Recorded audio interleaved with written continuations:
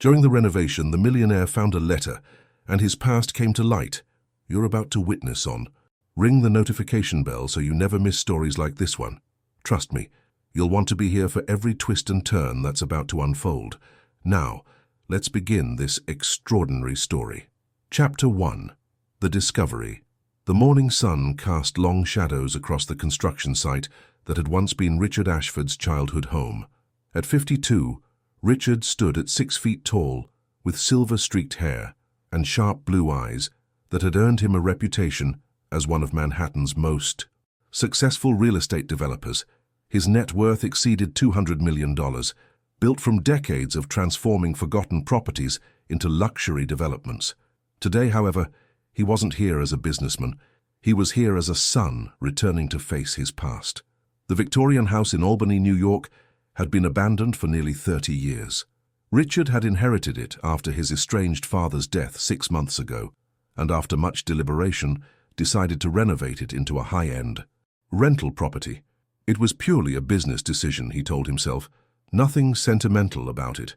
"Mr. Ashford, we've got a situation in the east wall," called out Miguel Santos, the construction foreman, wiping sweat from his weathered brow. The October air was crisp, and steam rose from the workers' breath as they called out to each other in both English and Spanish. Richard followed Miguel through the skeletal remains of what had been the living room. Exposed beams revealed the house's century-old bones, and the smell of old wood mixed with fresh sawdust filled the air. Plastic sheeting fluttered in the breeze from broken windows, creating an almost ghostly atmosphere. "We were removing the old drywall when we found this," Miguel explained, pointing to a section where the wall had been carefully peeled back. "There's a gap behind the original structure. Looks like someone hid something there deliberately." Richard's pulse quickened as he approached the opening. Behind the wall, in a space no bigger than a shoebox, sat a metal tin and several yellowed envelopes bound with a faded blue ribbon. His hands trembled slightly as he reached for them, a reaction that surprised him. Richard Ashford was not a man who trembled. "Should we continue with the demo, sir?" Miguel asked, sensing the sudden tension in his employer. "Give me an hour," Richard said quietly, clutching the items to his chest. "Take the crew to lunch." As the construction sounds faded and the workers' trucks pulled away, Richard found himself alone in the house where he'd spent the first 18 years of his life. He sat on a dusty windowsill in what had once been his bedroom, autumn light filtering through dirty glass, and carefully untied the ribbon. The first envelope was addressed in his mother's familiar handwriting. "For Richard, when you're ready to understand." His mother, Eleanor Ashford, had died when he was 16, a loss that had shattered his relationship with his father and ultimately drove him away from this house, this town, and everything connected to his childhood. With shaking fingers, he opened the envelope and pulled out a letter dated just weeks before his mother's death. "My dearest Richard, if you're reading this, then I'm gone, and I pray that enough time has passed for you to forgive what I'm about to tell you. There are truths about our family that your father and I decided to keep from you, believing we were protecting you. Now I fear that our silence has created a wall between you and your father that may never come down. The man you call father, Robert Ashford, is not your biological father. Your real father was a man named David Martinez, a migrant worker who stayed in our town one summer when you were conceived. I was 19, rebellious, and believed I knew everything about love. David was 21, working the apple orchards outside town to send money back to his family in Mexico. I fell in love with him completely, and for 3 months we met in secret. When I discovered I was pregnant, David begged me to come with him to California, where he planned to start a new life. But I was scared, Richard. Scared of leaving everything I knew, scared of disappointing my family, scared of the unknown. By the time I realized I'd made a mistake, David was gone. I never told him about you. Robert had been courting me for over a year, and when I told him about my situation, he proposed immediately. He said he would raise you as his own, and he has done exactly that. He loved you from the moment you were born, Richard. Every baseball game he attended, every scraped knee he bandaged, every proud smile when you graduated high school, that love was real. But you have a right to know where you came from. In this tin you'll find everything I could gather about David Martinez. I never stopped loving him, and I never stopped regretting my choice. I hope that someday you might be brave enough to seek the truth I was too cowardly to face. Your father, Robert, knows I'm writing this letter. We've talked about it many times over the years. He's afraid that learning the truth will take you away from him completely, and honestly, so am I. But secrets have a way of poisoning everything they touch, and I can see how the distance between you two grows each year. Please don't hate him for our decision, and please don't hate me for my cowardice all those years ago. All my love. Mom. Richard's hands were shaking so violently that the letter crumpled in his grip. He stood up abruptly, pacing to the window that overlooked the backyard, where he'd thrown countless footballs with the man he'd called Dad. Robert Ashford, not his biological father, but the man who had raised him, loved him, and ultimately lost him when their relationship deteriorated after Eleanor's death. The tin contained several documents: a birth certificate for David Martinez, born in Guadalajara, Mexico, an address in Salinas, California from 1989, and several photographs. Richard's breath caught as he looked at the pictures. David Martinez looked exactly like him. The same strong jawline, the same piercing blue eyes, the same tall frame. It was like looking at himself 30 years ago. There was also a newspaper clipping from the Salinas Californian, dated 15 years ago. Local business owner David Martinez, honored for community service. The accompanying photo showed an older version of the man from the earlier pictures, standing next to a successful-looking produce distribution company, surrounded by employees who were clearly devoted to him. Richard sank back onto the windowsill, overwhelmed. His entire identity had been built on a foundation that wasn't real. He was Richard Ashford, son of Robert and Eleanor Ashford, successful businessman who had escaped his small-town roots to conquer Manhattan. But now, who was he?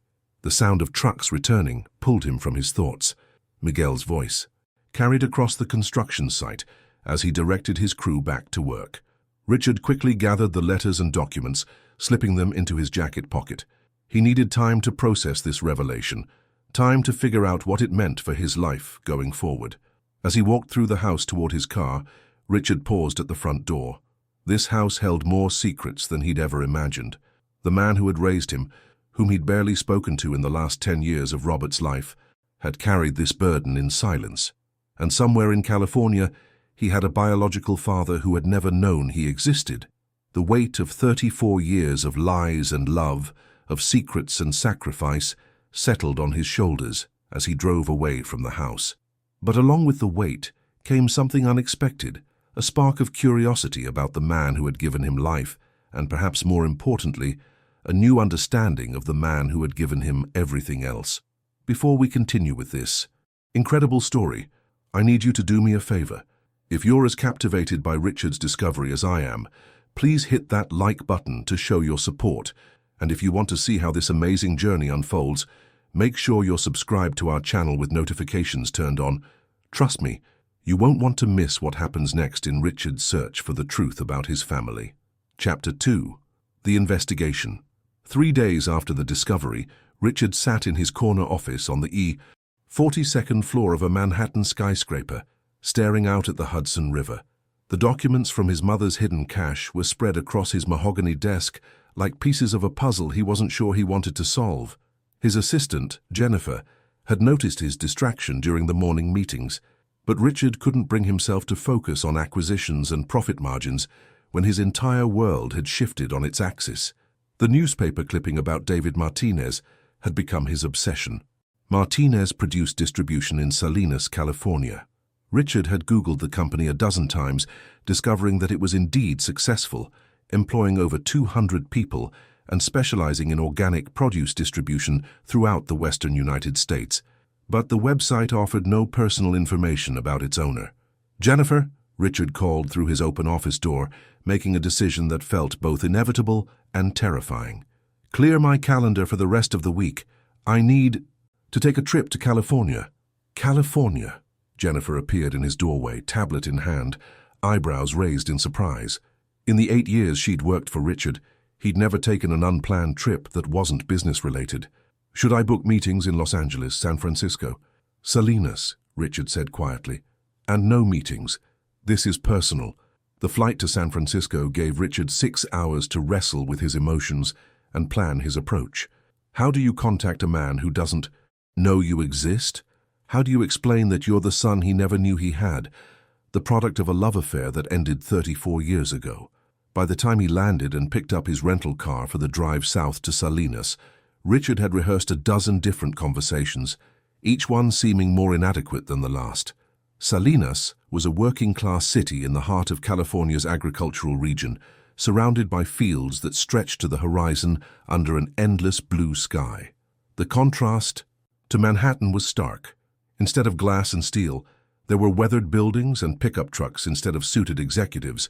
There were workers in jeans and flannel shirts heading home from the fields as the sun set behind the coastal mountains. Richard found Martinez Produce Distribution easily enough, a large modern facility on the outskirts of town with a fleet of refrigerated trucks parked in neat rows. Even at 7 in the evening, the place buzzed with activity as the night shift prepared for early morning deliveries. Through the office windows, Richard could see people working at computers, managing the logistics of feeding half the western United States. But he couldn't bring himself to go inside. Instead, he sat in his rental car across the street, watching and waiting for... what? A sign. Courage? The right words? "You're being ridiculous," he muttered to himself. But still he sat there as the sky darkened and the office lights grew brighter against the night. It was nearly 9 o'clock when a man emerged from the main building, keys jingling in his hand, as he walked toward a late-model pickup truck. Even in the parking lot lighting, Richard could see the resemblance immediately. David Martinez was probably in his mid-50s now, his black hair streaked with silver. But he moved with the confident stride of a man comfortable in his own skin.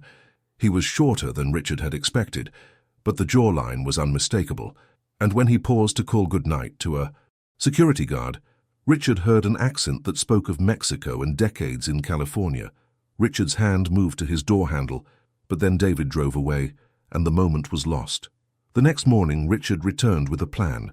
He would go inside, introduce himself as a businessman from New York interested in discussing produce distribution for high-end restaurants, and try to get a feel for David Martinez as a person before revealing the truth. It was a coward's approach, but it was the only one he could manage. The receptionist, a middle-aged Latina woman with kind eyes and a warm smile, directed him to wait in a small conference room decorated with photos of the company's history. Richard studied the pictures while he waited, images of David Martinez shaking hands with politicians, receiving awards from agricultural organizations, and standing with employees at company picnics. In every photo, he looked genuinely happy, surrounded by people who clearly respected and cared for him. "Mr. Ashford, I'm David Martinez." Richard turned and came face to face with his biological father for the first time. Up close, the resemblance was even more striking. They had the same hands, the same way of standing, even the same habit of tilting their head slightly when listening. David extended a firm handshake, and Richard felt an electric shock of recognition run through him. "Thank you for seeing me without an appointment," Richard managed, his carefully rehearsed business pitch, dissolving under the weight of the moment. "Always happy to talk with potential partners," David said, settling into a chair across from Richard. "Jennifer mentioned you're from New York. That's a long way to come for produce." As David talked about his business, his philosophy of treating employees like family, and his commitment to sustainable farming practices, Richard found himself studying every gesture, every expression. This was a man who had built something meaningful from nothing, who spoke with genuine pride about providing good jobs for his community, who lit up when he talked about the young people he'd mentored over the years. "I have to ask," David said after 20 minutes of business discussion, his head tilted in that familiar way, "you seem more interested in me than in my produce. Is there something else I can help you with?" Richard felt his carefully constructed facade crumbling. This man was sharp, observant, and kind, exactly the sort of person who would drop everything to help someone in need. The lies felt increasingly impossible to maintain. "This is going to sound strange," Richard began, his heart hammering against his ribs, "but I think you might have known my mother, Eleanor Ashford. She would have been Eleanor Patterson back then in the summer of 1989 in Albany, New York." The change in David's expression was immediate and profound. The friendly business smile faded, replaced by something raw and vulnerable. He leaned back in his chair as if he'd been physically struck, his eyes searching Richard's face with new intensity. Eleanor, David whispered, and the way he said her name told Richard everything he needed to know about how much his mother had meant to this man. My God, how old are you? 34, Richard said quietly. David closed his eyes for a long moment, his hands gripping the armrests of his chair. When he opened them again, they were bright with unshed tears. She never told me, he said, his voice thick with emotion. I waited for her, you know. For months after I left Albany, I waited for a letter, a phone call, anything. I thought she'd changed her mind about us, that her family had convinced her I wasn't good enough. She did change her mind, Richard said gently, but not the way you think. She regretted letting you go for the rest of her life. David stood abruptly, turning to stare out the conference room window at the fields that had become his life's work. His shoulders shook, slightly, and Richard realized this proud, successful man was crying for a love lost 34 years ago and a son he never knew existed. Tell me about her, David said without turning around. Tell me about Eleanor. Tell me about you. And so Richard did. He told David about Eleanor's kindness, her love of reading, her way of making everyone feel special. He told him about her illness, her death, and the hole it had left in their family. He talked about growing up with Robert Ashford, about baseball games and bedtime stories, about a father who had loved him completely despite the secret they'd all carried. When he finished, David turned back to face him, his eyes red, but his expression filled with something that looked like wonder. You're really my son, David said, and it wasn't a question anymore. I'm really your son, Richard confirmed. They sat in silence for several minutes, two strangers connected by blood and circumstance, each trying to process the magnitude of what this moment meant. Finally, David spoke again. I have so many questions, he said. About you, about Eleanor, about everything. But first, I need to tell you something. You're not my only child, Richard. I have two daughters, Maria and Sophia. They're your sisters. Chapter 3. Family Revelations. David's revelation hit Richard like a physical blow. Sisters. He had sisters. For 34 years, he'd been an only child, and now suddenly he was part of a family he never knew existed. They don't know about you, David continued, his voice gentle but uncertain.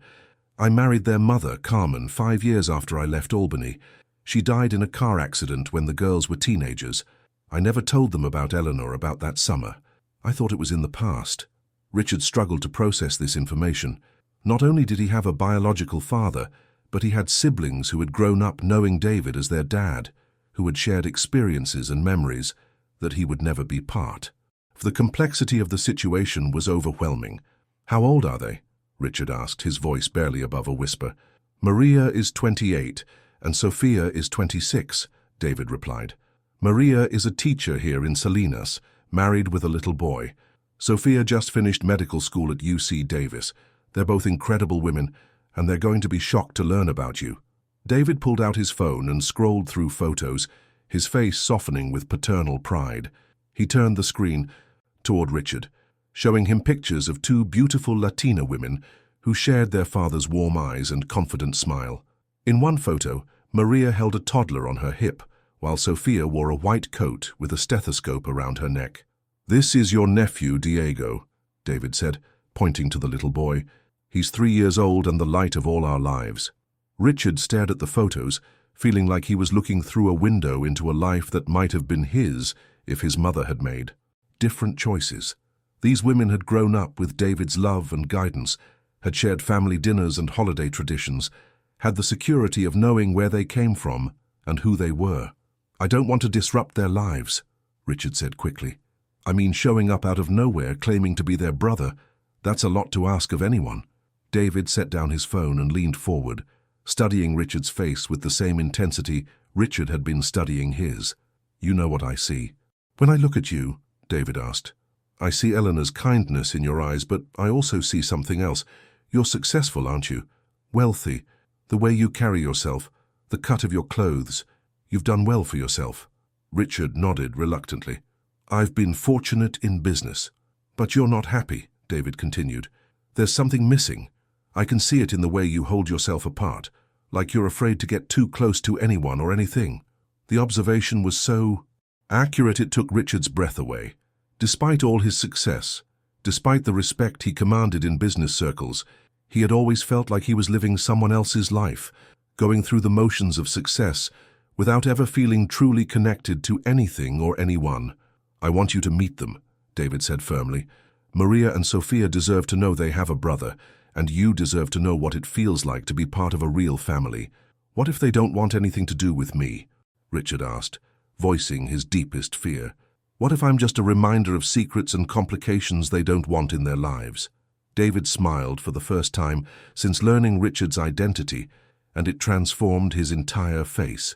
"Then you don't know my daughters very well. They've got hearts as big as California, and they've been asking me for years when I'm going to find someone special and give them a stepmother. I think they'll be thrilled to get a brother instead." They spent the rest of the morning talking, sharing stories, and trying to fill in 34 years of separation. David told Richard about building his business from nothing, about the struggles of being an immigrant in a new country, about losing Carmen and raising 2 daughters alone while trying to honor their Mexican heritage, while giving them every opportunity America had to offer. Richard found himself opening up about his own struggles, the emotional distance that had grown between him and Robert after Eleanor's death, the way success in business had never translated to satisfaction in his personal life, the relationships that had failed because he could never quite let anyone get close enough to matter. "You know what I think happened?" David said as they shared lunch in his office, the business of the day flowing around them, but somehow feeling less important than this conversation. "I think losing Eleanor the way I did, and you losing her the way you did, we both learned to protect ourselves by not letting anyone get too close. But that's not living, Richard. That's just surviving." At 3 o'clock, David's face lit up as his office door opened and Maria walked in, her 3-year-old son Diego perched on her hip. She was prettier than her photos, with long black hair and her father's warm brown eyes, but when she saw Richard sitting with her father, her expression grew curious. "Sorry, Papa. I didn't know you had a meeting," she said in lightly accented English. "Diego wanted to see his abuelo before my shift at the school." "Actually, Mija, this is perfect timing," David said, standing and gesturing for Richard to do the same. "There's someone I want you to meet. This is Richard Ashford, and he's your brother." Maria's reaction was immediate and intense. She stared at Richard, her eyes wide with shock, then looked back at her father, as if waiting for him to say he was joking.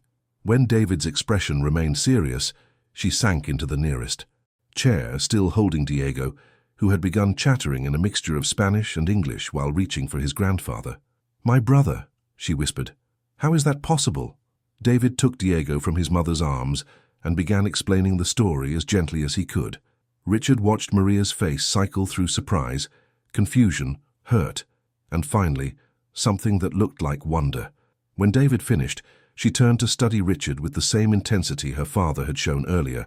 "You have his eyes," she said finally, "and his jaw, but you're so formal, like you're afraid to breathe wrong." Despite everything, Richard found himself smiling at her directness. "I guess I am a little overwhelmed by all of this." "A little," Maria laughed, but it wasn't unkind. "I just found out I have a brother I never knew existed, and you're a little overwhelmed? What do you do for work, Richard?" "I'm in real estate development. In New York." "He's being modest," David interjected. Pride evident in his voice despite having known Richard for less than 24 hours. "I looked him up online after our meeting this morning. He's very successful, multi-millionaire." Maria's eyebrows shot up. "Seriously? And you just showed up here to find Papa?" Richard nodded, feeling suddenly self-conscious about his wealth in the face of this family's obvious closeness and warmth. "I found a letter my mother left for me. It explained everything." "Can I see it?" Maria asked, then immediately shook her head. "Sorry, that's probably too personal. It's just, this is a lot to take in." "You can read it," Richard said, surprising himself.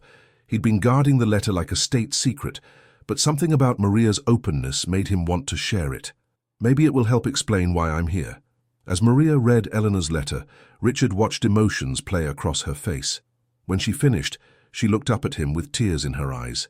She really loved him, Maria said softly, and she regretted not going with him. "Every day of her life," Richard confirmed. "Sophia needs to hear this too," Maria said, pulling out her phone. "She's doing her residency at the hospital here in town.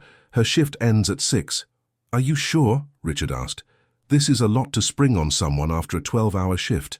Maria smiled, and Richard saw David's warmth reflected in her expression. Trust me, if we wait to tell Sophia until she has time to process it slowly, we'll be waiting 6 months. My sister likes to jump into things head first. As if summoned by their conversation, the office door burst open and a whirlwind in surgical scrubs appeared. Sofia Martinez was smaller than her sister, but radiated the same warmth and energy. Her black hair was pulled back in a ponytail, and she moved with the efficient grace of someone accustomed to making life and death decisions. "Papa, Maria said you had news that couldn't wait until dinner," Sophia announced, then stopped short when she saw Richard. "Oh, hi, I'm Sophia." "Sophia," David said, his voice gentle but firm, "I need you to sit down." "Why? What's wrong? Is someone sick?" Sophia's medical training kicked in immediately, and she began scanning her father and sister for signs of illness or injury. "No one's sick, Mija, but we have a surprise. This is Richard Ashford, and he's your brother." Sophia blinked once, twice, then looked around the room as if expecting someone to yell, "Surprise!" and reveal this was all an elaborate joke. When no one did, she turned back to Richard and studied him with the same intensity he was becoming accustomed to from the Martinez family. "Okay," she said finally, "I'm going to need the whole story. And coffee. Definitely coffee." Chapter 4. Building Bridges. 2 hours later, they were sitting around David's kitchen table in his modest home on the outskirts of Salinas, the remains of an impromptu dinner scattered between them. Sophia had insisted on cooking, claiming that all major family revelations required proper Mexican food, and the house now smelled like cumin and cilantro, and home in a way that made Richard's chest ache with something he couldn't quite name. "So let me get this straight," Sophia said, gesturing with a tortilla chip loaded with guacamole. "You're a millionaire from New York who renovates buildings for a living." "That's oversimplifying it, but essentially, yes," Richard replied, still adjusting to the casual warmth of this family's interaction style. In his world, family dinners were formal affairs with proper place settings and stilted conversation. Here, Diego had managed to get rice in his hair while Maria told embarrassing stories about Sophia's teenage years, and everyone talked over each other in a mixture of English and Spanish that somehow made perfect sense. "And you just dropped everything to fly across the country to find a man you'd never met based on a 30-year-old letter?" Sophia continued. "When you put it like that, it sounds pretty crazy," Richard admitted. "It sounds brave," David corrected quietly. "It takes courage to face the unknown." "Or stupidity," Richard said with a self-deprecating smile. "I'm still not sure which." "Definitely courage," Maria said firmly. "I don't think I could have done it. Finding out your whole life was built on a secret like that. How are you even functioning?" It was a good question, and Richard found himself thinking about it seriously. How was he functioning? 3 days ago, he'd been Richard Ashford, self-made millionaire with a clear sense of identity and purpose. Now he was Richard, who? Martinez? Ashford? Some hybrid of both families that didn't quite fit anywhere? "I think I'm still processing it," he said honestly. "My whole life I felt like something was missing, like I was playing a role that didn't quite fit. Now I know why." "What was he like?" Sophia asked suddenly. "The man who raised you, Robert." Richard was quiet for a long moment, thinking about Robert Ashford, and seeing him clearly for perhaps the first time. "He was a good man," he said finally. "Quiet, steady, completely devoted to my mother and to me. He worked 2 jobs to pay for my college, never missed a baseball game, taught me how to drive and how to tie a tie and how to treat people with respect." "But," David prompted gently, "but after Mom died, we couldn't figure out how to talk to each other anymore. Every conversation felt like we were walking through a minefield, trying not to say the wrong thing. I thought it was because we were too different, because I wanted more from life than small-town existence could offer. Now I wonder if he was afraid that if we got too close, I'd somehow figure out the truth." "He loved you," David said with certainty. "What he did, raising another man's child as his own, that's not obligation. That's love." "I know that now," Richard said. "I just wish I'd understood it while he was still alive." They talked late into the evening, sharing stories and trying to weave 34 years of separate lives into some kind of coherent family narrative. Richard learned that Maria had been the serious student who became a teacher to help immigrant children navigate the American school system, while Sophia had been the wild child who channeled her energy into medicine and now worked in the emergency room because she thrived on chaos and challenges. He told them about his business, about the satisfaction of taking abandoned buildings and bringing them back to life, about the way he could see potential in structures that others had given up on. He didn't mention the loneliness of his success, the way he'd thrown himself into work to avoid dealing with the emptiness in his personal life, but somehow he sensed they understood anyway. "You should stay for the weekend," Maria said as they began clearing the dishes. "There's so much more we want to know about you, and besides, you haven't met my husband Carlos yet. He's going to have 1,000,000 questions. And you have to see Papa's office wall," Sophia added with a grin. "He has pictures of every kid he's ever mentored or helped through school. You're going to have to catch up on about 15 years' worth of surrogate children." "I don't want to impose," Richard started, but David cut him off. "Your family," David said simply. "Family doesn't impose." That night, Richard lay in the guest room of his father's house, staring at the ceiling and trying to process the emotional whiplash of the last 24 hours. He'd come to California, expecting to satisfy his curiosity about his biological father and perhaps gain some closure about his mother's choices. Instead, he'd found himself part of a warm, chaotic, loving family that seemed determined to claim him as their own. His phone buzzed with a text from Jennifer. "How's the California trip going? Do you need me to reschedule Monday's meetings?" Richard stared at the message for a long time before responding, "Reschedule everything for the week. Family emergency." It was the first time he'd ever used the word family to describe something other than a business obligation or social necessity. It felt strange and wonderful and terrifying all at once. The next morning, he woke to the sound of laughter from the kitchen and the smell of coffee and breakfast. When he emerged from the guest room, he found Sophia teaching Diego to make pancakes, while David and Maria argued good-naturedly about the best way to prepare eggs. It was loud and messy, and nothing like the quiet, orderly mornings Richard was accustomed to, and he loved every chaotic second of it. "There he is," Sophia announced as he appeared. "Diego has been asking for his Tio Richard all morning." "Tio?" Richard repeated, unfamiliar with the Spanish term. "Uncle," Maria translated with a smile. "He's decided your family now too." As if to prove the point, Diego toddled over and raised his arms to be picked up. Richard hesitated for a moment. He had virtually no experience with children, but something about the little boy's expectant face made him reach down and lift him up. Diego immediately began chattering in his mixture of languages, pointing at Richard's face and then at David's, clearly fascinated by the resemblance. "He's smart," David said proudly. "He can see the family connection." "Family," Richard repeated softly, the word feeling more natural each time he used it. "Speaking of which," Maria said, flipping a pancake with expert precision, "we need to talk about Thanksgiving." "Thanksgiving?" Richard asked. "It's in 3 weeks," Sophia explained, "and it's Papa's favorite holiday. He invites everyone, employees, neighbors, anyone who doesn't have family nearby. This year's going to be extra special because we'll have you." "I usually work through the holidays," Richard said automatically, then stopped himself. Why did he work through the holidays? Because he didn't have anywhere else to be, anyone else to be with. But now, "Not this year," David said firmly. "This year you're coming home for Thanksgiving." Home. Richard had never thought of anywhere as home except the house he'd bought himself, the penthouse apartment in Manhattan that was beautiful and empty and cold. But as he stood in David's kitchen, holding his nephew while his sisters argued about pancake recipes and his father planned a family celebration, he began to understand what home really meant. "I'd like that," he said, and meant it more than he'd meant anything in years. Chapter 5. Secrets and Healing. The following Tuesday, Richard found himself back in Albany, New York, standing in front of the cemetery where both his parents were buried. The October air was sharp with the promise of winter, and fallen leaves crunched under his feet as he made his way to the matching headstones he hadn't visited in over 2 years. Eleanor Ashford's grave was decorated with fresh flowers, roses that definitely hadn't been there long. Richard frowned, wondering who had been visiting his mother's grave, until he saw a familiar figure approaching from the parking area. "I thought I might find you here," said Father Michael O'Connor, the priest who had officiated at both of his parents' funerals.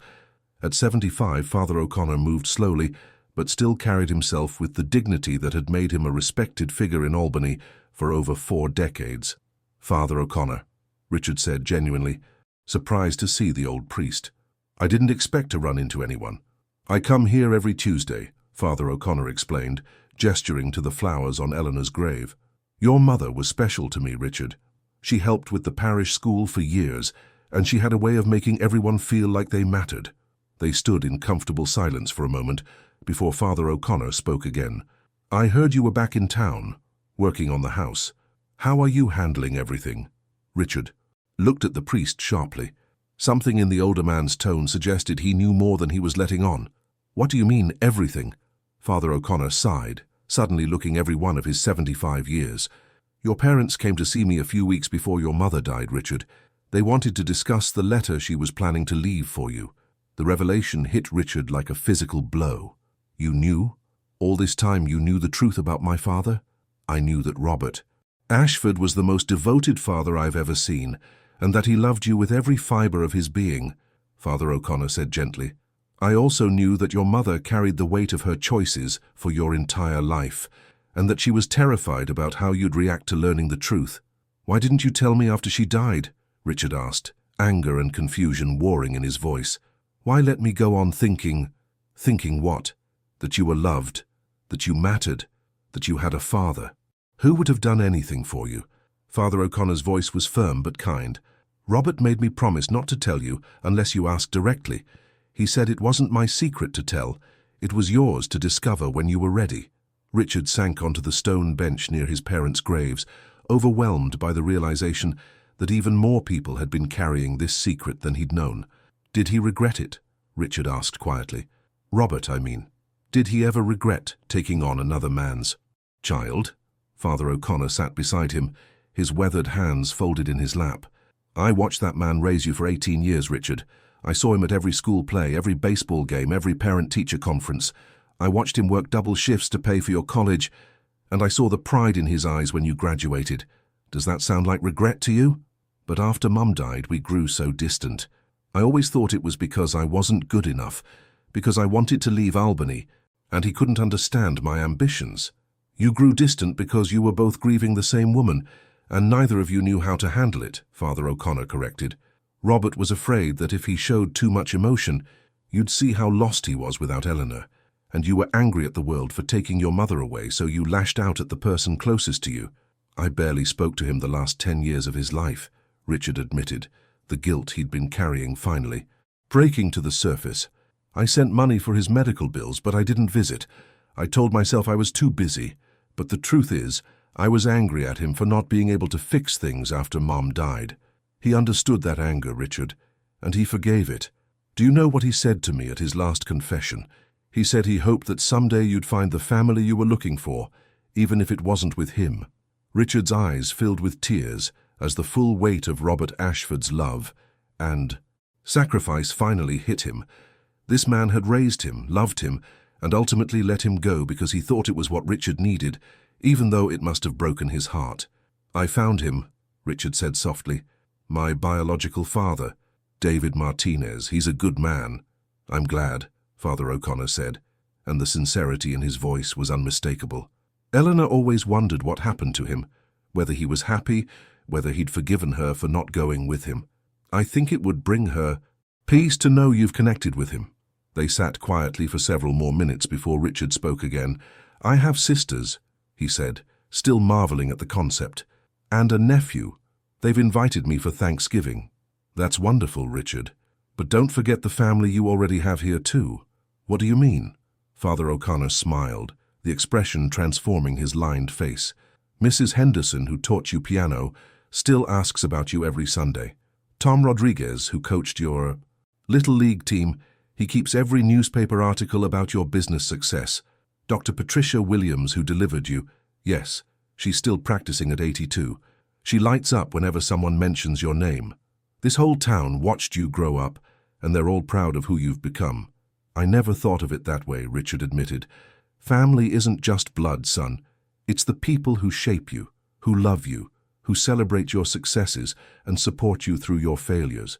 You've got family here in Albany, family in California, And probably family in New York that you haven't even recognized yet. After Father O'Connor left, Richard spent another hour at his parents' graves, talking to them both in a way he hadn't done since he was a child. He told Eleanor about finding David, about Maria and Sophia and little Diego, about how her letter had led him to a family she'd always regretted not choosing. He told Robert about how sorry he was for the years of distance, about how much he appreciated the sacrifice he'd made, about how he finally understood what it meant to be a father. When he finally left the cemetery, Richard felt lighter than he had in years. The weight of secrets and guilt and misunderstanding had been replaced by something new, gratitude for the complex, imperfect, beautiful family story he was part of. His phone rang as he drove through downtown Albany, and David's name appeared on the screen. "Richard, how are you doing, mijo?" The casual endearment made Richard smile. In just a few days, David had begun using the Spanish terms of affection that came naturally to him, and Richard found he loved being called mijo, my son. "I'm doing better," Richard said honestly. "I visited my parents' graves today, and I think I finally understand some things I should have figured out years ago." "Good, that's important. Listen, I have news. Sophia talked to her supervisor at the hospital, and she can get time off for Thanksgiving week. Maria's planning this huge celebration, and she wants to know if you have any food allergies or dietary restrictions." "None that I know of," Richard laughed. "But David, I should warn you, I'm not used to big family gatherings. I might be awkward." "Mijo, have you met my daughters? They specialize in making people feel comfortable. Besides, you're family now. We'll figure out the rest as we go." As Richard drove back to the house where this entire journey had begun, he thought about Father O'Connor's words about family being more than blood. The old priest was right. Family was about choice as much as genetics, about the people who shaped you and supported you and loved you despite your flaws. He'd spent 34 years thinking he was alone in the world, but now he was beginning to understand that he'd never been alone at all. He'd just been too afraid or too proud or too hurt to see all the people who cared about him. His phone buzzed with a text from Sophia. "Papa says you're coming for Thanksgiving. Maria's already planning the menu. Fair warning, she's going to make you try menudo. It's gross but traditional. Don't hurt her feelings." Richard found himself grinning as he typed back, "I'll eat whatever she puts in front of me. Fair warning, I might not know how to act like a proper brother yet." Sophia's response came immediately. "Lucky for you, we're excellent teachers. See you soon, hermano." Brother, hermano, family. For the first time in his adult life, Richard Ashford was going home for the holidays, and this time he wouldn't be going alone. Tapisi Chapter 6, Thanksgiving Revelations.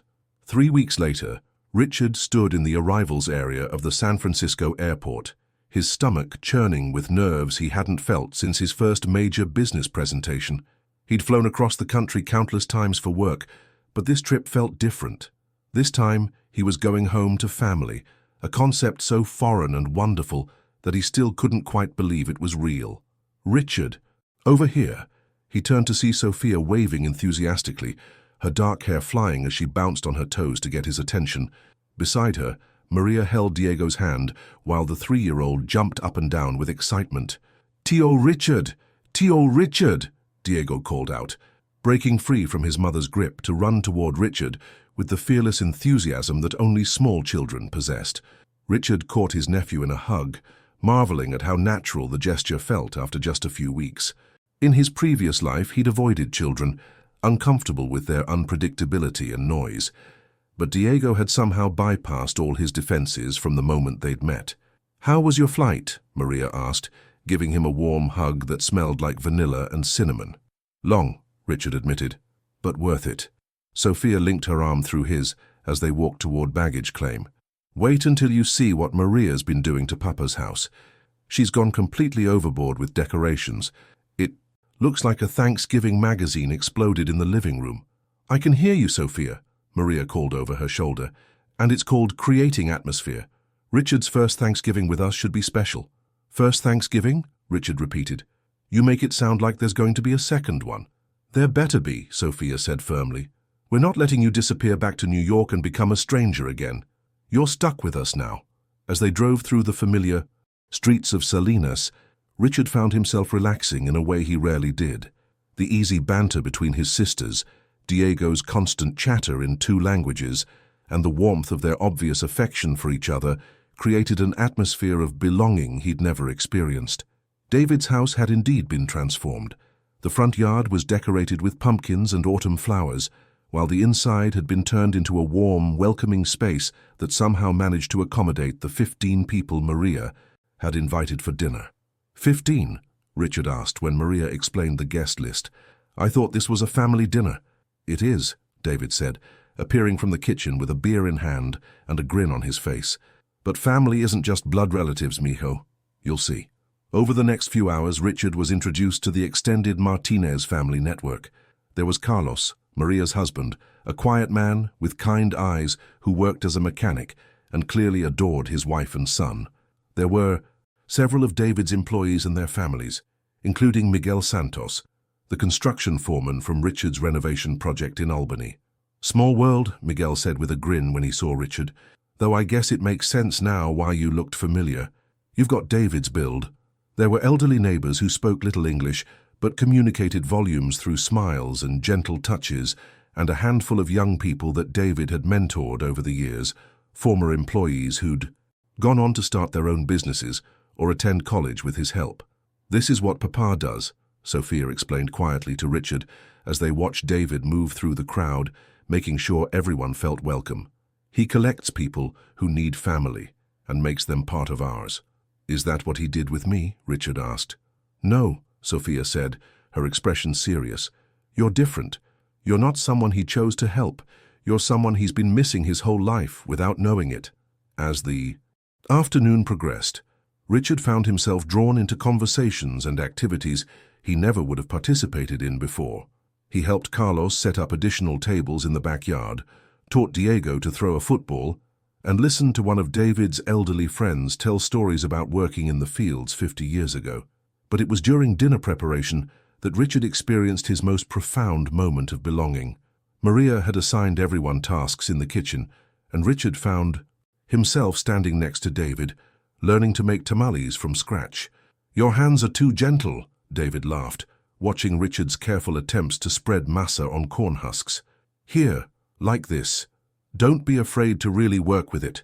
As David guided his hands, showing him the technique that had been passed down through generations of his family, Richard felt a connection that went beyond genetics. This was about tradition, about the sharing of knowledge and culture, about being trusted with something precious. My grandmother taught me to make these when I was younger than Diego, David said softly, and her grandmother taught her. When I was working those summers in New York, I used to dream about teaching my children these recipes, passing on our heritage. I'm sorry I wasn't there to learn from you then, Richard said, the words coming from a place of genuine regret. You're here now, David replied simply. That's what matters. When they finally sat down to eat, Richard found himself at a table surrounded by people who, just hours earlier, had been strangers but now felt like family. The conversation flowed in multiple languages, children ran between tables, and laughter filled the house in a way that made Richard's chest ache with happiness. I want to say something, David announced, standing and raising his glass of wine. The conversations gradually died down as everyone turned their attention to him. Every year, I tell you all that I'm grateful for this family. We've built together, David began, his voice thick with emotion. But this year is special because I get to introduce you to someone who's been missing from our table his whole life. All eyes turned to Richard, who felt his face flush with a mixture of embarrassment and pride. This is my son Richard, David continued. He's been finding his way back to us for 34 years, and I'm grateful beyond words that he's finally here. To Richard, someone called out, and suddenly everyone was raising their glasses and calling out welcomes in English and Spanish. Richard stood slowly, his throat tight with emotion. Public speaking had never been a challenge for him in business settings, but this felt different. These people weren't clients or investors. They were family, and their acceptance meant more than any deal he'd ever closed. I came to California thinking I was looking for answers about my past, he said, his voice stronger than he'd expected. But what I found instead was a future I never knew I wanted.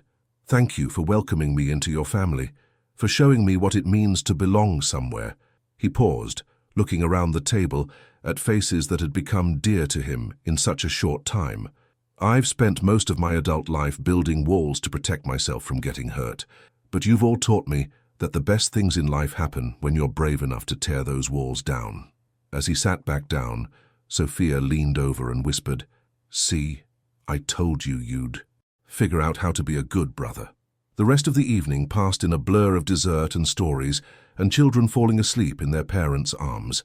As the guests began to leave, Richard found himself helping with cleanup, a task that felt natural and right in a way that surprised him. "You don't have to do that," Maria protested, as she found him loading the dishwasher. "I want to," Richard said honestly. "This is the best Thanksgiving I've ever had. The least I can do is help clean up." "Even better than when you were a kid?" Sophia asked, appearing with an armload of dirty plates. Richard paused, thinking about the quiet, formal Thanksgiving dinners of his childhood. Eleanor and Robert had done their best to create traditions, but there had always been an underlying sadness, a sense that they were going through the motions rather than celebrating from the heart. "There's no comparison," he said finally. This felt like home. As he prepared for bed that night in David's guest room, Richard reflected on how much his life had changed in just a few weeks. He'd come to California as a successful but lonely man running from his past. Now he was part of something bigger than himself, connected to people who cared about him not because of what he could do for them, but simply because he existed. His phone buzzed with a text from his assistant Jennifer. "Hope you're having a good holiday. The Brennan project needs your approval by Monday." Richard stared at the message for a long moment, then deleted it without responding. For the first time in his adult life, work could wait.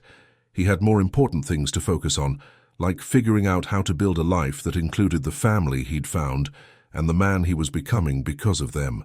Outside his window, he could hear the soft murmur of voices as David and his daughters sat on the back porch, continuing conversations that had started at dinner. The sound was comforting and warm, a reminder that he was no longer alone in the world. Tomorrow he would have to return to New York and figure out how to integrate this new understanding of family into his old life. But tonight, he was exactly where he belonged. Chapter 7. New Beginnings. 6 months after that life-changing Thanksgiving, Richard stood in the conference room of his Manhattan office, looking out at the New York skyline while his business partners discussed the details of their latest acquisition. The deal would net them a substantial profit, but for the first time in his career, Richard found himself more interested in the human story behind the property than the financial projections. "The building's been abandoned for 3 years, his partner James was saying. "Previous owner went bankrupt trying to convert it to luxury condos. We can gut it, start fresh, probably turn it around in 18 months. "What about the current tenants?" Richard asked, scanning the demographics report. "It says here there are still 12 families living in the building." "Rent-controlled units," James replied dismissively. "We'll buy them out or wait for their leases to expire. Standard procedure." 6 months ago, Richard would have agreed without hesitation. Standard procedure made financial sense, maximized profit, minimized complications. But now, looking at the list of tenants, elderly couples who'd lived in the building for decades, young families struggling to afford Manhattan rents, immigrants working multiple jobs to achieve their version of the American dream, he found himself thinking about David's employees, about the way his father treated every person who worked for him like family. "What if we didn't gut it?" Richard asked slowly. "What if we renovated around the existing tenants, created affordable housing mixed with market-rate units?" James looked at him as if he'd lost his mind. "The profit margins would be terrible. Why would we want to do that?" "Because maybe there's more to success than profit margins," Richard said, surprising himself with the conviction in his voice. After the meeting, Richard retreated to his office and called David. It had become a daily ritual, these conversations with his father, a way to stay connected across the miles and time zones that separated them. "Mijo, how are you doing?" David's warm voice filled the office, immediately making Richard feel less isolated. "I'm good, Papa," Richard said, the Spanish endearment coming more naturally now. "But I need some advice." He explained the situation with the building, his partner's expectations, and his own conflicting feelings about the project. David listened without interrupting, asking occasional questions, but mostly just letting Richard work through his thoughts out loud. "What does your gut tell you?" David asked when Richard finished. That I can't keep doing business the same way I always have, Richard admitted. That maybe it's time to use my success to help people instead of just making more money. Don't need. Then trust your gut, David said simply. You know what's right, Richard. The question is whether you're brave enough to do it. That evening, Richard made a decision that would have seemed impossible a year earlier. He called an emergency meeting with his business partners and proposed something radical, a complete restructuring of their company to focus on affordable housing development and community-based projects. You're talking about throwing away millions of dollars in potential profit, James argued. Our investors will never agree to this. Then we'll find new investors, Richard said calmly, or I'll buy out their shares myself. The conversation that followed was heated and difficult, but Richard held firm. By the end of the week, he'd restructured his entire business model, bought out 2 partners who couldn't accept the new direction, and begun reaching out to investors who shared his vision of development that served communities rather than displacing them. The first person he called with the news was Sophia. You did what? She shrieked, causing him to hold the phone away from his ear. Richard, that's amazing. Papa's going to be so proud. Maria, come here. Richard just became a social entrepreneur. I don't know about that, Richard protested, though he was smiling at her enthusiasm. I'm just trying to do business in a way that feels right. Which is exactly what makes you a social entrepreneur, Sophia replied. When are you coming back? To visit? We need to celebrate properly. Actually, Richard said, taking a deep breath, I was thinking about making some changes in that area too. Over the next hour, he explained his plan to Sophia. He would keep his New York office but spend significant time in California, establishing a West Coast branch of his newly restructured company. He'd already identified several projects in the Central Valley that could benefit from his approach: affordable housing for agricultural workers, community centers for immigrant families, mixed-use developments that preserved neighborhood character while providing economic opportunities. You're moving home, Sophia said, her voice soft with emotion. Part-time, Richard corrected. But yes, I'm coming home. 2 weeks later, Richard found himself standing in a half-renovated warehouse in Salinas, watching David tour the space that would become the new West Coast headquarters for Ashford Community Development. The building was located in the heart of the city's downtown revitalization district, and Richard's renovation would create not just office space, but also affordable artist studios and a community meeting center. You're really doing this, David said, running his hands along the exposed brick walls that Richard planned to preserve. You're changing your whole life. I'm not changing it, Richard corrected. I'm finally living it. They were joined by Maria and Carlos, who'd come to see the space during Maria's lunch break from school. She walked through the open areas with the eye of someone who understood community needs, asking thoughtful questions about accessibility and programming. You should include space for after-school programs, she suggested. There are so many kids in this neighborhood who need somewhere safe to go when school lets out. Already planned for, Richard said, pulling out the architectural drawings. Ground floor will have flexible community space, second floor will be offices, and the third floor will be artist studios with affordable rent. And you're going to live here too? Carlos asked, studying the plans for the residential loft Richard was creating on the top floor. For now, Richard nodded, until I figure out where I want to put down permanent roots. That evening, as they shared dinner at David's house, a tradition Richard looked forward to every time he visited, the conversation turned to Richard's personal life. So, Sophia said with the directness that had become familiar to him, when are you going to start dating? You can't just work all the time, even if it's for good causes now. Sophia, Maria protested, leave him alone. No, it's a valid question, Sophia continued, ignoring her sister's reproach. Richard's got his life figured out now, successful business, loving family, sense of purpose. He needs someone special to share it with. I'm not really looking for anyone right now, Richard said, though he knew it sounded like a weak excuse. The truth was, he'd been on a few dates since his transformation, but none of them had felt right. The women he met through business were attracted to his success, but didn't understand his new values, while the women he met through community work seemed to view his wealth with suspicion.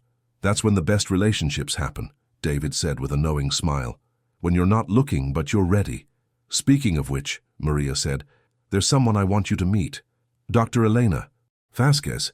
She runs the community health clinic downtown. She's smart, beautiful, committed to helping people, and she's been asking about you ever since she heard about your building project." "Maria," Richard warned, recognizing the matchmaking tone in her voice. "What? I'm just saying you two would have a lot in common. She's also trying to expand her services to better serve the agricultural community, and she could probably use someone with your development expertise." Before Richard could protest further, Sophia jumped in. "We should all have dinner together this weekend, very casual, no pressure, just friends getting to know each other." Richard looked to David for support, but his father was grinning broadly. "Don't look at me, mijo. When my daughters get an idea in their heads, resistance is futile." And so, despite his protestations, Richard found himself agreeing to dinner with the mysterious Dr. Elena Vasquez.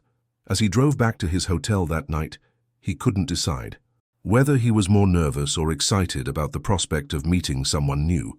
For the first time in his adult life, he felt like he had something real to offer a partner, not just financial security, but emotional availability, family connections, and a sense of purpose that went beyond personal achievement. His phone buzzed with a text from Sophia. "You're going to love Elena.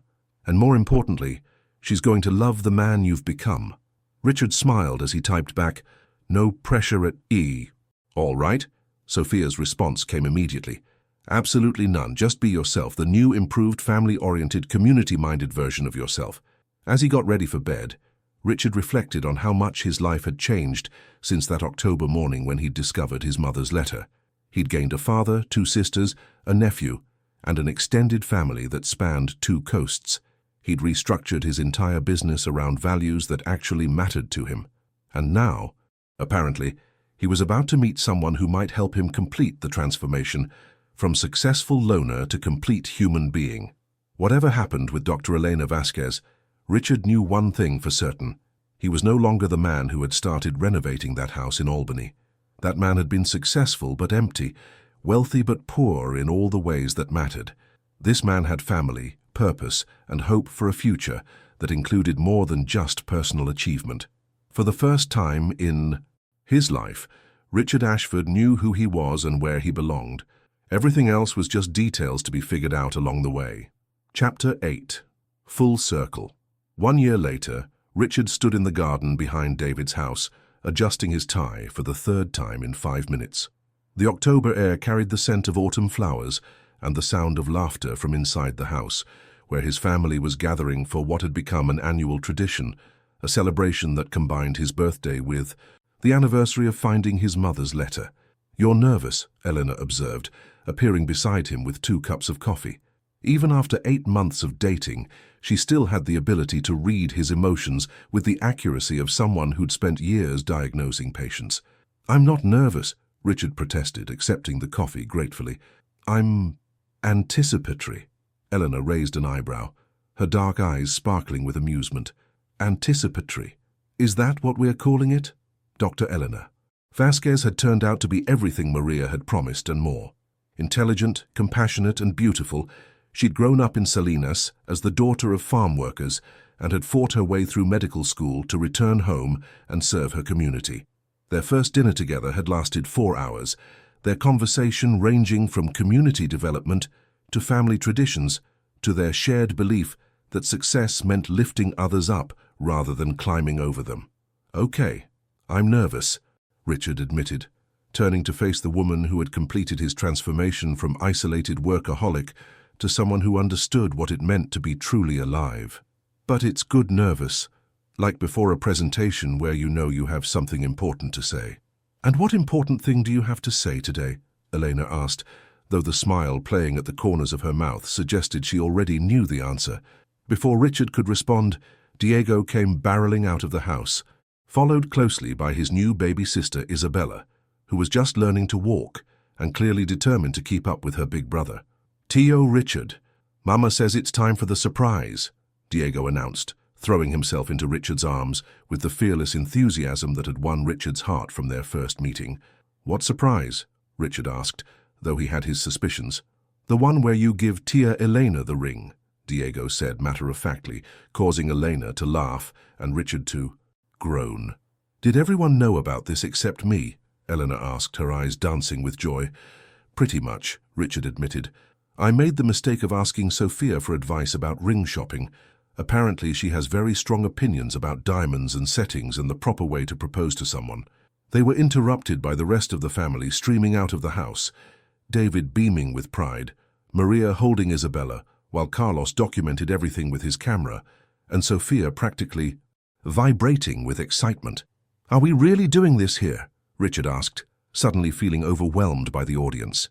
"Where else would we do it?" David said gently. "This is where you found your family, mijo. It's only right that this is where you complete it." Richard looked around at the faces of the people who had changed his life so completely. A year ago, he'd been a stranger to all of them. Now they were the most important thing in his world, and Elena had become the final piece of a puzzle he hadn't even known he was solving. "Elena," he began, turning to face her fully. "A year ago, I thought success meant having enough money to insulate myself from needing anyone else. I was wrong about almost everything that mattered." He reached into his pocket and pulled out the ring Sophia had helped him choose, a simple solitaire that reflected Elena's practical nature, while still acknowledging the significance of the moment. "You've taught me that the best kind of success is the kind you share with people you love. You've shown me what it means to use your talents to serve others, and you've made me understand that home isn't a place, it's wherever your family is." Eleanor's eyes filled with tears as Richard dropped to one knee, the garden around them silent except for Diego's whispered commentary and Isabella's happy babbling. "Elena Vasquez, will you marry me? Will you help me build a life that's about more than just us? Will you be my partner in creating the kind of family and community that makes the world a little bit better?" "Yes," Elena said, her voice thick with emotion. "Yes to all of it."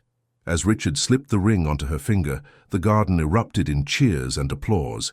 Diego demanded to see the ring up close. Isabella clapped her hands without understanding why, and Sophia immediately began planning the wedding, despite Elena's protests that they'd just gotten engaged. Later that evening, after the celebration had moved inside and the dishes had been cleared away, Richard found himself standing in the same spot where he'd first met David over a year ago. The office conference room had been the place where his life had truly begun, but this house, this family, had been where he'd learned what it meant to live. "Regrets?" David asked, joining him by the window that looked out over the garden where so much of their family story had unfolded. "Only one," Richard said honestly.